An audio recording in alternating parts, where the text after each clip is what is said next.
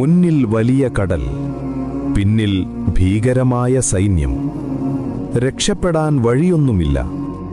അത് മൂസ അലൈഹിസ്സലാമിന്റെ കാലം. ഫിർഔൻ വലിയ സൈന്യത്തോടെ അവരെ പിന്തുടർന്നു. ജനങ്ങൾ പേടിച്ചു. അവർ പറഞ്ഞു, ഇപ്പോൾ നമ്മൾ പിടിക്കപ്പെടും. പക്ഷേ മൂസാ നബി അലൈഹിസ്സലാം പറഞ്ഞു, ഒരിക്കലുമില്ല, എന്റെ റബ്ബ് എന്നോടൊപ്പമുണ്ട്. അപ്പോൾ അല്ലാഹുവിന്റെ കൽപ്പന വന്നു, നിന്റെ വടികൊണ്ട് കടലിനെ അടിക്കൂ. മൂസ അലൈഹിസ്സലാം വടികൊണ്ട് കടലിനെ അടിച്ചു. അപ്പോൾ അത്ഭുതം സംഭവിച്ചു. വലിയ കടൽ 2 ഭാഗങ്ങളായി പിളർന്നു.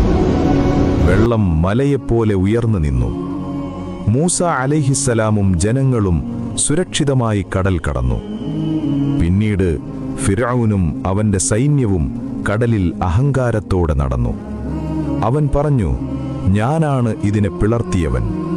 എന്നാൽ അവനെ അല്ലാഹു അതേ കടലിൽ മുക്കിക്കൊന്നു. ഈ കഥ നമ്മെ പഠിപ്പിക്കുന്നത്, കഷ്ടത വന്നാലും അല്ലാഹുവിലുള്ള വിശ്വാസം നഷ്ടപ്പെടുത്തരുത്. അല്ലാഹു നമുക്ക് യഥാർത്ഥ ഈമാൻ നൽകട്ടെ. ആമീൻ.